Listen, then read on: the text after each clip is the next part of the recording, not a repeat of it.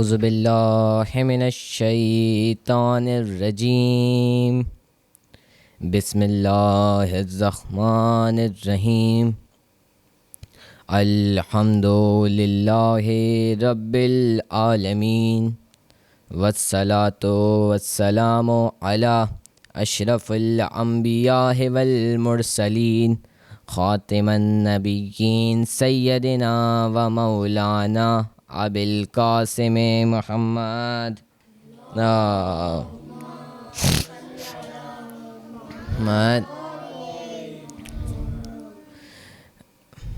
بسم اللہ الرحمن الرحیم انما یرید اللہ لیذھب عنکم رجس اہل البیت ویطہرکم تطہیرا اللہم صلی علی محمد و آل محمد بسم اللہ الرحمن الرحیم الحمد للہ الذی جعلنا من المتمسکین بولایت امیر المومنین علی بن ابی طالب اللہم صلی علی محمد و میں اس کے نام سے کرتا ہوں ابتدائے سخن، میں اس کے نام سے کرتا ہوں ابتدائے سخن، زمین کن سے اگاتا ہے جو زمین و وزن، اسی کے دست کرم سے جہاں میں بڑھتا ہے، اسی کے دست کرم سے جہاں میں بڑھتا ہے، تمام صبح کا کھانا تمام رات کا دھن۔ تمام تعریفیں اس پاک پروردگار عالم کی ذات پر جس نے ہمیں تمام نعمتوں سے نوازا، اور تمام درود و سلام محمد و آل محمد کے لیے جو وجہ تخلیق کائنات ہیں۔ صلوات پڑھ دیجئے محمد و آل محمد پر۔ ہما صلی علی محمد و آل۔ اما بعد فقد قال قرآن الحکیم بسم اللہ الرحمن الرحیم لا مرکا انہم لفی سکرتہم یأمہون۔ صلوات پڑھ دیجئے محمد و آل محمد پر۔ ہما صلی علی محمد و عزیزان محترم، پروردگار سورہ الحجر میں 72ویں آیت میں فرما رہا ہے، اے محبوب آپ کی زندگی کی قسم وہ اپنے نشے میں مدہوش ہیں۔ یہ پروردگار عالم نے سورہ الحجر کی 72ویں آیت میں فرمایا۔ عزیزان محترم، رسول خدا صلی اللہ علیہ وآلہ وسلم تمام اصحاب کے مجمع میں تشریف فرما ہیں۔ ایک مرتبہ رسول خدا نے فرمایا، اے علی تمہاری مثال لوگوں میں ایسی ہے جیسی قل ہو اللہ احد کی قرآن میں۔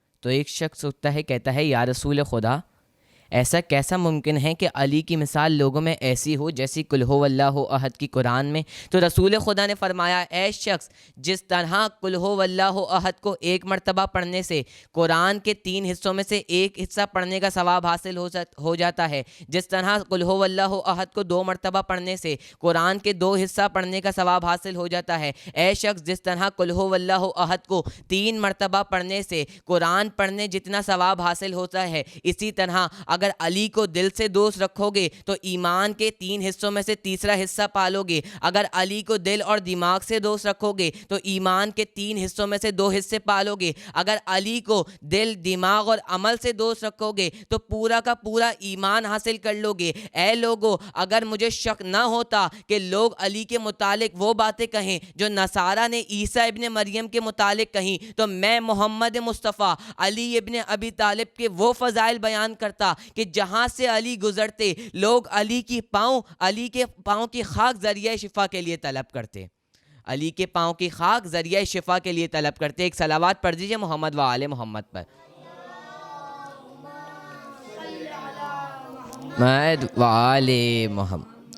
عزیزان محترم، زید نشاج ایک راوی ہیں، وہ فرماتے ہیں کہ میں نے ایک عورت کو دیکھا جو صحرا میں بیچ میں بیٹھی ہوئی تھی اور کہہ رہی تھی، پروردگارا تجھے محمد و آل محمد کا واسطہ مجھے میری بینائی واپس لوٹا دے۔ تو وہ راوی بیان کرتے ہیں کہ میں اس بات پر یقین نہیں کرتا تھا کہ اللہ کو محمد و آل محمد کا واسطہ دینا چاہیے، اس لیے میں اس عورت کے پاس گیا اور اس عورت کو جا کر کہا، اے عورت تم یہ شرک کر رہی ہو، وہ عورت کہتی ہے میں کیسے شرک کر رہی ہوں؟ اس نے فرمایا، زید نساج فرماتے ہیں کہ میں نے کہا کہ اے عورت، تم پروردگار عالم کو محمد و آل محمد کا واسطہ دے رہی ہو، جبکہ اس کی ضرورت نہیں ہے، تم اللہ سے ڈائریکٹلی دعا مانگ سکتی ہو۔ تو ایک مرتبہ وہ عورت کہتی ہے، اے زید نساج، کیا تجھے قرآن نہیں پڑھا تو نے؟ تو ایک مرتبہ زید نساج کہتا ہے، ہاں میں نے پڑھا ہے قرآن۔ تو ایک مرتبہ وہ عورت کہتی ہے، پروردگار عالم قرآن مجید میں اپنی رسول خدا کی زندگی کی قسم کھا رہا ہے۔ عزیزان محترم، ایک مرتبہ زید نساج کہتا ہے، اے عورت، پروردگار عالم کون سی سورہ میں پروردگار عالم کون سی سورہ میں محمد و آل محمد کی زندگی کی قسم کھا رہا ہے؟ ایک مرتبہ وہ عورت کہتی ہے، اے زید نساج، گھر جا کر قرآن میں الحجر کی 72ویں آیت پڑھنا، جس میں میرا پاک پروردگار فرما رہا ہے، اے محبوب، آپ لوگوں کی زندگی کی قسم کہ وہ اپنے نشے میں مدہوش ہیں۔ میں نے یہ آیت پڑھی تبھی پروردگار عالم کو محمد و آل محمد کا واسطہ دیا۔ ایک مرتبہ زید نساج کہتا ہے کہ میں نے اس کو اگنور کیا اور میں واپس آ جاتا ہوں۔ حج کیا، حج کے ارکان پورے کیے، میں واپسی آتا ہوں تو میں نے کیا دیکھا؟ میں دیکھتا ہوں کہ وہ عورت وہیں پر بیٹھی ہوئی ہے، لیکن فرق ایک ہے۔ کیا فرق؟ کہ پہلے اس عورت کی بینائی نہیں تھی، اب اس عورت کی بینائی واپس آ چکی ہے۔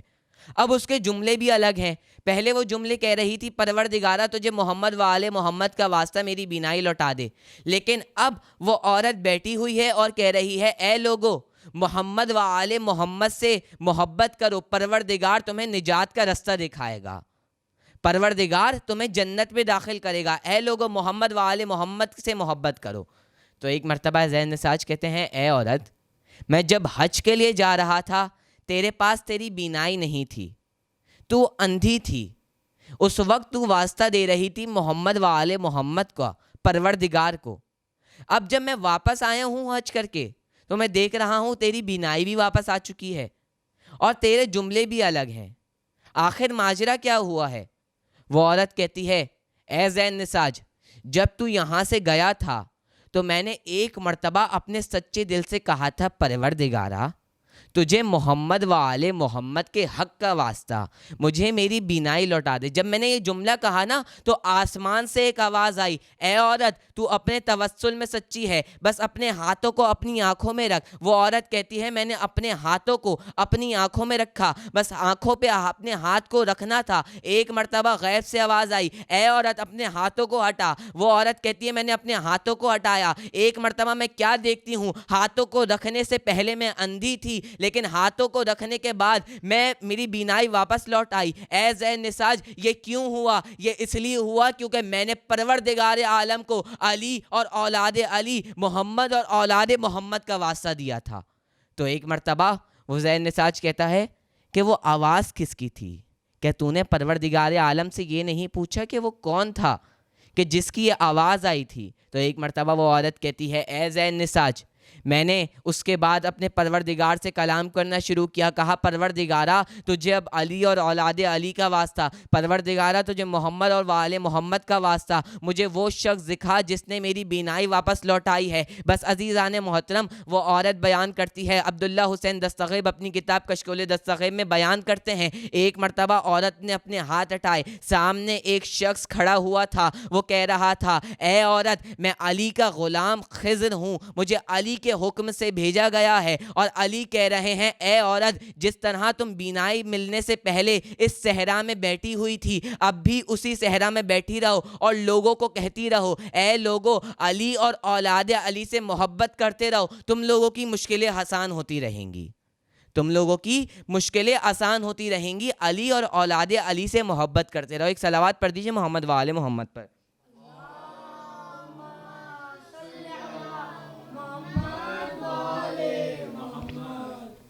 عزیزان محترم، آج مجھے جس ہستی کا تذکرہ کرنا ہے، اس ہستی کا تذکرہ کرنا میں اپنے لیے باعث عزت و افتخار سمجھتا ہوں، کیونکہ وہ کربلا کا واحد بچہ ہے جسے باب الحوائج کا لقب ملا۔ عزیزان محترم، آپ سب جانتے ہیں کہ 7 محرم کو خیموں میں پانی بند ہو چکا تھا اور خیمے میں جتنے بھی اہل بیت اور اولاد محمد تھے سب پیاسے تھے۔ تو ایک مرتبہ سب پیاسے تھے. آپ تصور کیجئے چھوٹے چھوٹے بچے تھے, انہوں نے پیاس کو کیسے برداشت کیا ہوگا عزیزان محترم. مگر ہاں, عشق امام حسین علیہ السلام نے ہر مشکل, ہر امتحان اور ہر گھڑی سے ان کو محفوظ رکھا, کیونکہ وہ عشق امام حسین علیہ السلام میں تھے. عزیزان محترم, آئیے ذرا تعارف دیکھتے ہیں اس بچے کا. یہ ہستی کون ہے؟ یہ ہستی جناب علی اصغر علیہ السلام ہیں. ان کے والد امام حسین علیہ السلام ہیں اور والدہ بی بی ام رباب. جب قافلہ 28 رجب کو مدینے سے روانہ ہوا ہے کربلا کے لیے, تو جناب علی اصغر صرف اور صرف 18 دن کے تھے. 10 رجب کو ولادت ہوئی ہے جناب علی اصغر کی, اور 28 رجب کو یہ قافلہ مدینے سے روانہ ہوا ہے کربلا کے لیے. عزیزان محترم, ہم سب اطفال اس بار جس فرش اعضا پر بیٹھے ہوئے ہیں, یہ کوئی عام فرش نہیں ہے. یہ فرش کی اہمیت بتانے کے لیے صرف ایک جملہ کافی ہے. اس فرش میں بی بی فاطمہ الزہرا سلام اللہ علیہا آتی ہیں. تو کوئی مجھ سے سوال کرے گا کہ کیوں آتی ہیں بی بی فاطمہ الزہرا اس فرش میں مجلس سننے؟ تو عزیزان محترم, بی بی فاطمہ اپنے لال علی اصغر اور امام حسین کا پرسہ لینے آتی ہیں. تو ہم سب اگر اس فرش پہ بیٹھ کے کوئی پروردگار عالم سے دعا مانگیں گے تو پروردگار رد نہیں کرے گا, کیونکہ ہم اس کی مجلس میں آئے ہوئے ہیں جو جنت کے سردار ہیں. عزیزان محترم, کربلا میں بچے بہت چھوٹے چھوٹے تھے, اور جناب علی اصغر جب کربلا 2 محرم کو یہ قافلہ پہنچا ہے تو جناب علی اصغر کی عمر صرف اور صرف 6 ماہ تھی. امام حسین علیہ السلام کے جانثاروں میں سن و سال کی کوئی قید نہیں تھی. جس نے امام حسین علیہ السلام کے مقصد کو پہچانا, اس نے اپنے آپ کو امام حسین کے نام پر شہید کر دیا اور اپنا نام انصار حسین ابن علی میں شامل کیا. اور جب بھی امام حسین علیہ السلام نے آواز استغاثہ بلند کری تو امام کی جو معرفت رکھتے تھے انہوں نے اپنے آپ کو امام کے اوپر قربان کر دیا. اس سے ہمارے لیے بھی ایک پیغام ہے کہ اگر ہم بھی امام زمانہ کی معرفت رکھیں گے تو جب امام زمانہ آواز استغاثہ دیں گے تو ہم بھی لبیک کہنے والوں میں شامل ہو سکتے ہیں. بس عزیزان محترم, اس سے پہلے کہ میں جناب علی اصغر کا میدان میں جانا پیش کروں, یہ جملہ میں کہنا ضروری سمجھتا ہوں کہ جب ہر کوئی میدان میں گیا ہے نا, اپنے پہروں پر چل کر گیا ہے, لیکن جناب علی اصغر 10 محرم کو جب 6 ماہ کے تھے تو امام حسین اپنے ہاتھوں پہ لے کر گئے ہیں. اس سے پہلے میں جناب علی اصغر کا حملہ پیش کروں کہ کس طرح سے جناب علی اصغر نے حملہ کر کے اپنے آپ کو فتح کیا ہے اور یزیدیت کے منہ پر تماچا مارا ہے. عزیزان محترم, امام حسین کی مظلومیت کی سب سے بڑی دلیل جناب علی اصغر ہیں. ایک مرتبہ مختار ثقفی نے کسی سے سوال کیا, جب مختار ثقفی تمام جنہوں نے مولا حسین علیہ السلام کو کربلا میں شہید کیا تھا ان سے جب بدلے لے رہے تھے تو ایک مرتبہ ایک شخص سے سوال کیا, اے لوگو, کیا تمہیں کربلا میں کسی مقام پر بھی رونا نہیں آیا؟ تو ایک مرتبہ لوگ کہتے ہیں, کچھ لوگوں نے کہا, اے مختار, باخدا کسی مقام پر رونا نہیں آیا, لیکن جب حسین اپنی ابا کے اندر ایک بچہ چھپا کر جب بلند کیا ہے نا اس بچے کو, اور اس بچے نے اپنی زبان اپنے ہونٹوں پر پھیلی, جب اس بچے نے اپنی زبان اپنے ہونٹوں پر پھیلی تو پورا لشکر اشکیا رونے لگا. مختار ثقفی نے یہ سنا تو ایک مرتبہ رونا شروع کرتے ہیں. عزادارو, بس آج مجھے شہادت جناب علی اصغر پیش کرنا ہے. شب عاشور جب میرے مولا نے فہرست کا اعلان کیا ہے اور بتایا کہ کل میدان میں علی اکبر بھی جائے گا, قاسم بھی جائے گا, تو ایک مرتبہ ام فروہ قاسم کو تیار کر رہی ہیں, اے قاسم, کل آپ کو بھی میدان کربلا میں جانا ہے.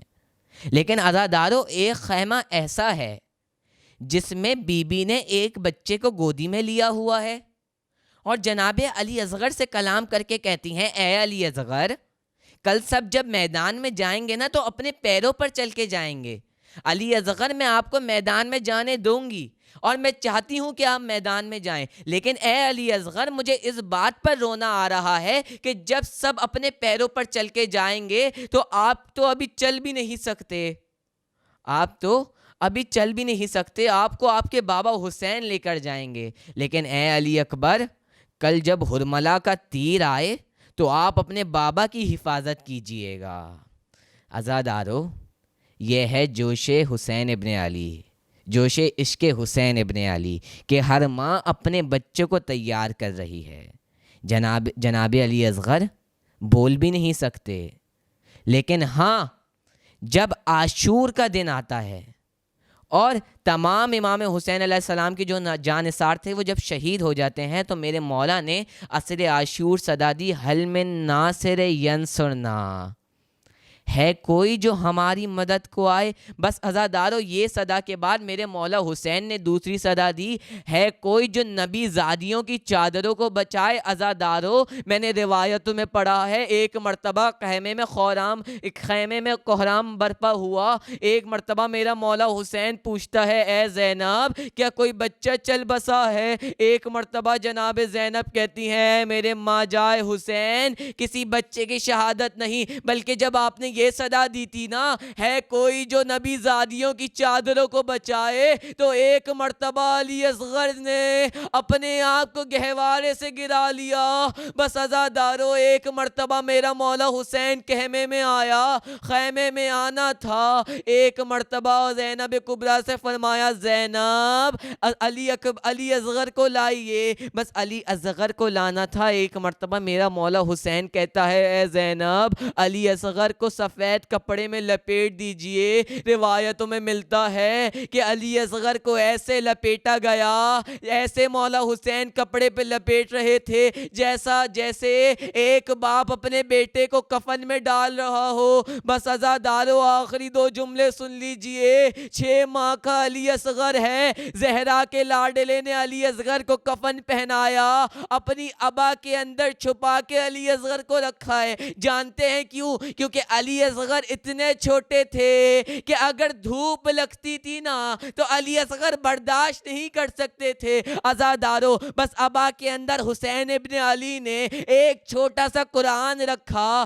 بس ایک مرتبہ میرا مولا حسین میدان کربلا کی جانب جا رہا ہے. فوج اشکیا کہتی ہیں کہ جیسے ہی حسین آ رہے تھے ہمیں لگ رہا تھا حسین قرآن لا رہے ہیں, اب قرآن کا واسطہ دے کر پانی مانگیں گے. لیکن ہم نے کیا دیکھا کہ حسین نے ابا کے اندر سے 6 ماہ کا علی اصغر کو بلند کیا اور کہا لوگو تمہاری دشمنی تو مجھ سے تھی نا, اس بچے کا کیا قصور ہے, لوگو 2 گھونٹ پانی دے دو. بس عزادارو روایتوں میں ملتا ہے ایک مرتبہ عمر ابن سعد کہتا ہے اے حرملہ حسین کے کلام کو قطع کر. عزادارو ایک مرتبہ علی اصغر نے اپنی زبان اپنے ہونٹوں پر پھیر کے ایک مرتبہ پوری فوج اشکیا رونے لگی. کہتی ہے عمر ابن سعد 2 گھونٹ پانی دے دے. عزادارو یہ سننا تھا. عمر ابن سعد کہتا ہے اے حرملہ حسین کے کلام کو قطع کر. بس عزادارو شہادت سن لیجئے گا, میں اپنی گفتگو کو تمام کر رہا ہوں. حرملہ ایک تیر چلانا چاہتا ہے, نہیں چلتا. حرملہ نے دوسرا تیر چلایا, نہیں چلتا. حرملہ تیسرا تیر چلانا چاہتا ہے, نہیں چلتا. عمر ابن سعد کہتا ہے اے حرملہ تیر کیوں نہیں چل رہا. ایک مرتبہ حرملہ کہتا ہے میں جب بھی 6 مہینے کے علی اصغر کو تیر چلانا چاہتا ہوں, ایک ماں پردہ اٹھا کر کہتی ہے اے حرملہ کیا تیری اولاد نہیں ہے. عزادارو بس ایک مرتبہ ایسا تیر چلنا تھا علی اصغر کے ایک کان سے چھدتا ہوا دوسرے کان سے نکلا، لب حسین سے یہ آواز آئی، انا للہ و انا الیہ راجعون۔ عزادارو، ایک مرتبہ حسین نے کہا، حسین نے اپنے ہاتھوں کو لیا،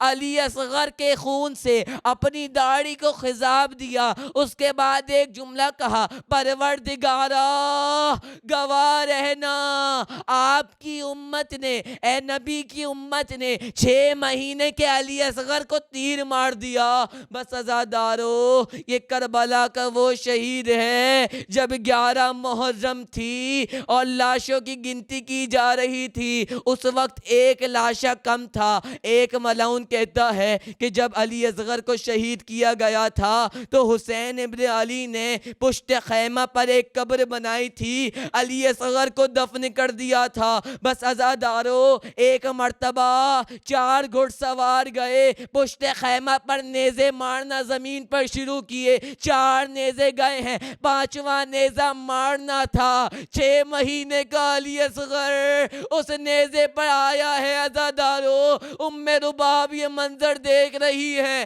ایک مرتبہ ام رباب کی آنکھوں کے سامنے علی اصغر، 6 مہینے کے علی اصغر کا سر قلم کیا گیا۔ عزادارو، ایک ماں کے سامنے 6 مہینے کے بچے کا سر کاٹا گیا اور نوکے نیزہ پر سوار کرایا گیا ہے سر کو۔ ایک مرتبہ ام رباب کبھی عباس کے سر کو دیکھتی تو کبھی علی اصغر کے سر کو دیکھ کے کہتی، اے علی اصغر، کیا آپ جیسے بچے بھی نہر کیے جاتے ہیں؟ الا لعنت اللہ علی القوم الظالمین۔ ماتم حسین۔